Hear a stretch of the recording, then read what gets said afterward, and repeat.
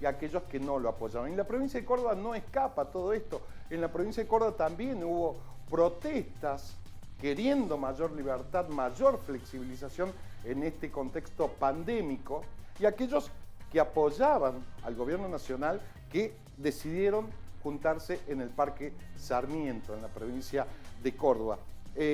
Una jornada, decía, de protesta, pero también de enfrentamiento con la prensa, enfrentamiento entre diferentes representantes o aquellos que se alinean con el presidente o con el expresidente Mauricio Macri. Un Mauricio Macri que sale y rompe el silencio hablando de, básicamente dijo que hay que estar atentos a cualquier atisbo que tenga que ver con el límite a la libertad. Claro, de economía no puede hablar el expresidente Mauricio Macri porque sabemos cómo dejó el país. Un presidente Fernández que aparece rodeado, vía remota, con gobernadores de los diferentes partidos políticos, que trata a un Horacio Rodríguez Larreta de amigo, lo cual no es un concepto inocente. Tengamos en cuenta que Rodríguez Larreta de alguna manera la viene pasando mal porque en el PRO, como en otros partidos políticos, existen las palomas y los halcones, ¿no? Aquellos que son más dialoguistas y aquellos que quieren mayor confrontación. Que Rodríguez Larreta no comulgue tanto con el presidente Alberto Fernández en este contexto pandémico, pero tampoco tiene mucho margen para intentar hacer oposición, porque oposición, recordemos, se hace desde el llano, cuando no se ocupa ningún cargo político, ya que de alguna manera tiene que colaborar cívicamente por este contexto pandémico, decías, y por otro lado, porque también depende de la ayuda financiera del gobierno que le está dando el gobierno nacional. Decía, termina un semestre con algunas cosas también relevantes e importantes. Me parece que estaría bueno explicar y que vos del otro lado también saques tus propias conclusiones. Fíjate lo que va a aparecer acá en pantalla y tiene que ver con la posibilidad de expropiación o no de Vicentín. Esto que levantó de alguna manera una agenda fuera de la pandemia y se mete más en la polémica y se vuelve a enfrentar ciertos sectores del campo con el gobierno, lo que pasó en el 2008 con la 125, pero que se diferencia mucho porque acá no aparecen líderes del campo que representen esa propuesta de Vicentín. No aparecen, digo, porque el mismo presidente de la Sociedad Rural de Córdoba estaba a favor de la expropiación de Vicentín. Fíjate lo que parece, las deudas que tiene el Banco, el Vicentín con el Banco Nación. El Banco Nación, de alguna u otra manera, sos vos y yo, somos todos. Y esta deuda que aparece, fíjate, con el Banco Nación, que son 18.182 millones, de los cuales 5.700 millones son en crédito que se le dieron. Fíjate la fecha, en noviembre del 2019 se le termina dando esta deuda a Vicentín. Prácticamente Macri se estaba despidiendo del gobierno y Javier González Fraga, presidente del Banco Nación, le termina dando esa deuda a Vicentín. ¿Se entiende?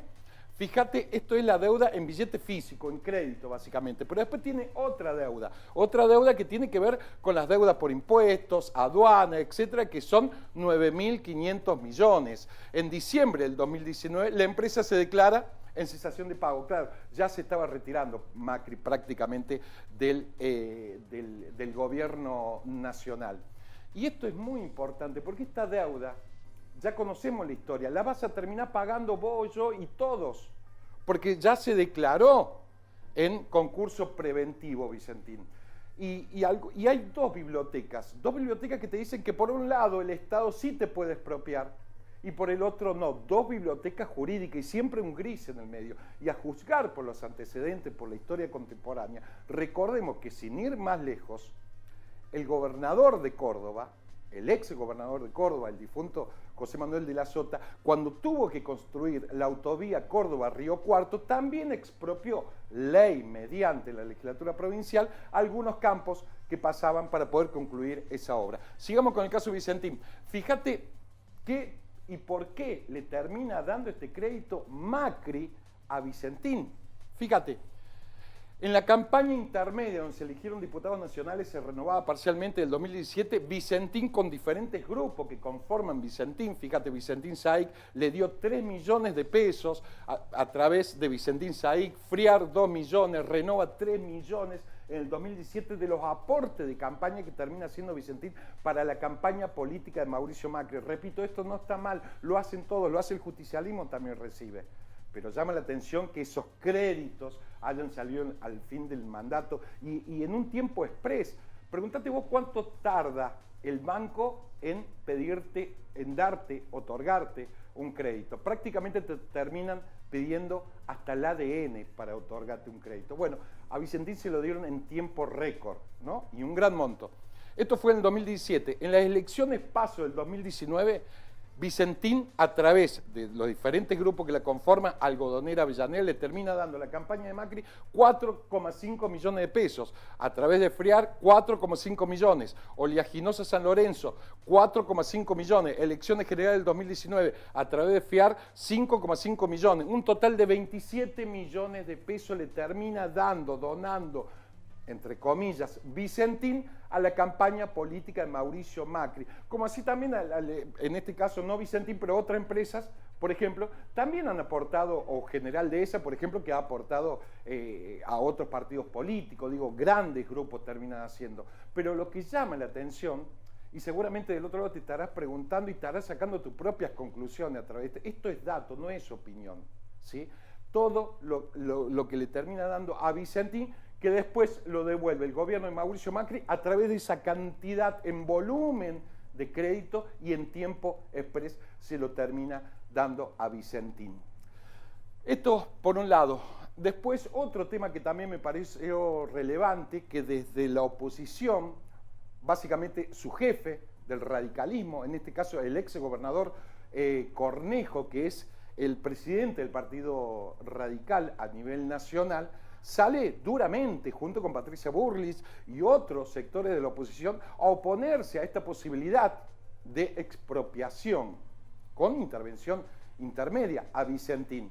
Pero fíjate lo que hizo Cornejo en el último año de su gestión en la provincia de Mendoza. También, de alguna manera, hace lo mismo, cambia la metodología, pasa por la legislatura, pero también Cornejo, fíjate, a través termina expropiando lo que es los penitentes. Lo termina expropiando el mismo Cornejo. Entonces digo, hay que predicar más con los hechos a veces o con los ejemplos, porque cada vez que la oposición política quiso salir a hacer política en este contexto pandémico, no tuvo mucho archivo para resistir. Más aún cuando asume Alberto Fernández y no tiene esa luna de miel que todos los gobernantes tienen, llámese intendentes, legisladores, presidentes o gobernadores, porque le toca la pandemia y hay que administrar la pandemia. Y hasta los capitalistas neoliberales más conservadores, si se quiere, están a favor, entre otras cosas, que haya emisión de moneda, porque estamos, como lo dijo el presidente del Consejo de Ciencias Económicas en otras notas que le hemos hecho, estamos como en una especie de guerra, entonces no queda otra que emitir. Me fui un poco de tema, pero quería básicamente señalar esto, que la oposición cada vez que sale, la verdad que nadie recita archivo, menos los políticos, y no termina de ser algo lógico, porque Cornejo también expropió, critica lo que él mismo ha hecho, ¿no? Y por otro lado también, fíjate, Cornejo también, el ex gobernador de Mendoza y el actual presidente del radicalismo, termina hablando, no hace mucho, de que Mendoza se tendría que independizar, o sea, que Mendoza sea una especie de país. Y ya tenemos antecedentes en la Argentina, tenemos el país de San Luis, que ellos tratan como un país aparte, y aparte también tiene una réplica de la Casa de Tucumán y del Cabildo del 25 de mayo en esa provincia. En algún momento el ex gobernador y difunto Eduardo César Angelós también habló de la isla de Córdoba, así no fue. Y ahora Alfredo Cornejo, presidente del Partido Radical, habla de que Mendoza se tendría que independizar. Desde el punto de vista racional no tiene lógica. Desde el punto de vista a entender, tiene una lógica. Si tenemos en cuenta que las mayores provincias que terminan financiando el déficit de aquellas provincias, valga la redundancia, deficitarias, son aquellas provincias que más producen, llámese Mendoza, Córdoba, Santa Fe, Entre Ríos y Buenos Aires. Para que te des una idea, la provincia de Mendoza, hace 20 años que gobierna el mismo gobernador ahí, por ejemplo, solamente se puede autoabastecer de su cuenta corriente con el 8% simplemente. O sea, lo que la provincia de Formosa genera, por ponerte un ejemplo, solamente produce el 8% de lo que gasta de su cuenta corriente. Llámese luz, teléfono, empleo público, etc. Todo lo demás lo terminan financiando las provincias que más producen. Y fíjate lo que decía ya Cornejo en una nota que le hacíamos hace un par de semanas, ya daba algún inicio de lo que termina diciendo, que quiere que la provincia de Mendoza se termine independizando. Fíjate lo que decía. Bueno, no lo tenemos ahora al aire, pero básicamente hablaba ya de esto y que venía diciendo que no puede ser que provincias que producen de alguna manera terminen financiando a las provincias que tienen mayor déficit. Claro, es fácil tomar empleados públicos, etcétera, si total te terminan financiando a aquellas provincias que más producen. Entonces, desde ese punto de vista, sí es entendible. Fíjate, ahí tenemos el video. Fíjate lo que ya venía apuntando Cornejo.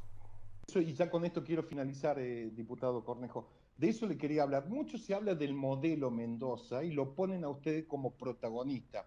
¿Por qué digo esto? Y no se lo digo porque lo tengo enfrente, sino porque los resultados del 2019 así lo ratificaron en su provincia. Mucho se habla del modelo Mendoza, del modelo de gestión Mendoza, y lo pone a usted como centro, ¿no? Ese modelo de gestión que usted hizo en Mendoza, para aquellos que no conocen o que son leídos cómo recibió la provincia, de un kirchnerismo, con un Estado enorme, con proveedores que no podían cobrar, con una provincia prácticamente fundida, y lo vuelvo a repetir, no lo digo porque lo tengo enfrente, sino porque los números del 2019 así ratificaron ese modelo que usted empezó ahí en Mendoza. ¿Se podría replicar respetando la infraestructura y geográficamente la Argentina? ¿Se podría replicar a nivel nacional? Bueno, yo creo que sí. En realidad nosotros hicimos un trabajo que estaba más focalizado en que las provincias son las que tienen los servicios sustantivos del Estado, ¿no? La educación, la salud, la seguridad, la administración de justicia, y que hay que construir un Estado inteligente que no necesariamente es más gasto social, sino una mejor calidad de gasto, ¿no? Es decir, y focalizarlo allí, ¿no? El gasto. Debe ser un Estado inteligente que brinde oportunidades, pero que no le dé todo servido en la boca al ciudadano, sino que brinde. O sea, que no le dé el pescado, sino que le dé la caña de pescar, digamos, ¿no? Así, figurativamente. Figurativamente es así, ¿no es cierto? A nosotros nos parece que esa es una buena, una buena rumbo a seguir, un sendero, un camino, ¿no?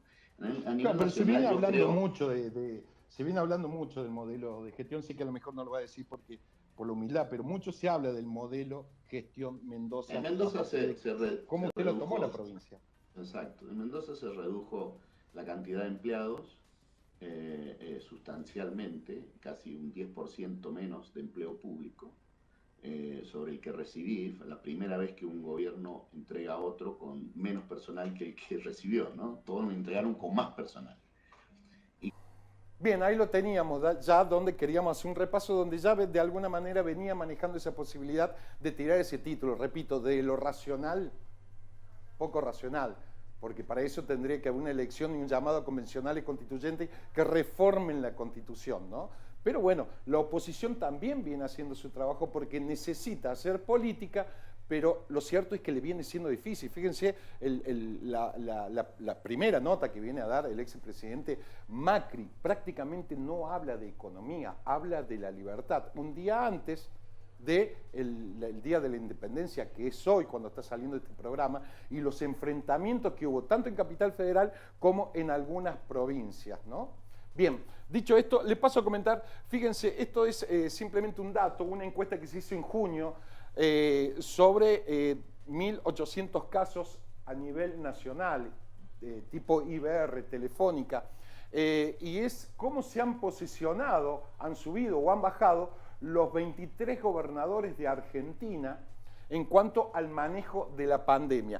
Te voy a mencionar algunos, básicamente. Fíjate, Gustavo Sáenz de Salta, que tenía un 67%, sube a un 71% en cuestión de imagen positiva por el manejo que hizo de la pandemia. Rodolfo Suárez, hablando de Mendoza, que tenía un 70,1%, sube al 70,7%. Digo, los políticos también hacen política con esto y no está mal. El tema es cuando se hace esa política que no queremos ver, pero también se mide en pandemia, ¿no? Fíjate, Gildo y Fram, ¿no? Que tenía un 55, baja a un 56. Un gobernador que viene gobernando esa provincia hace 20 años. Bueno, te quiero mencionar algunos. Por ejemplo, Juan Schiaretti, que en la encuesta pasada estaba número 15 rankeado a nivel nacional entre todos los gobernadores, sube un puesto más, número 11 a nivel nacional, Juan Schiaretti, que tenía un 50%, sube a un 53%, pero ya tenemos una encuesta específica de la ciudad de Córdoba.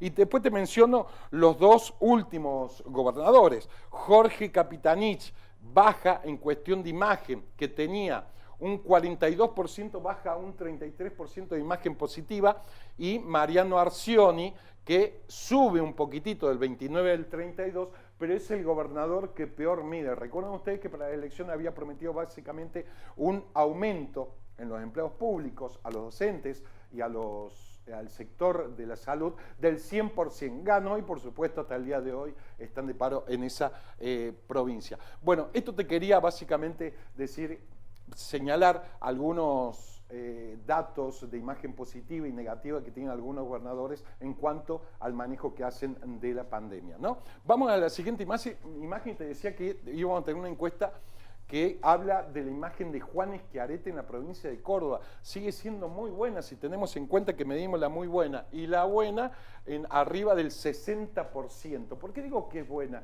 Porque generalmente cuando se está en gestión se sufre un desgaste en cuanto a la imagen positiva. Y tengamos en cuenta que también que Schiaretti lleva 3 mandatos, cuando concluya no consecutivos, pero sigue midiendo muy alto Juan Schiaretti. Después tenemos la mala y muy mala, que suma un 50%.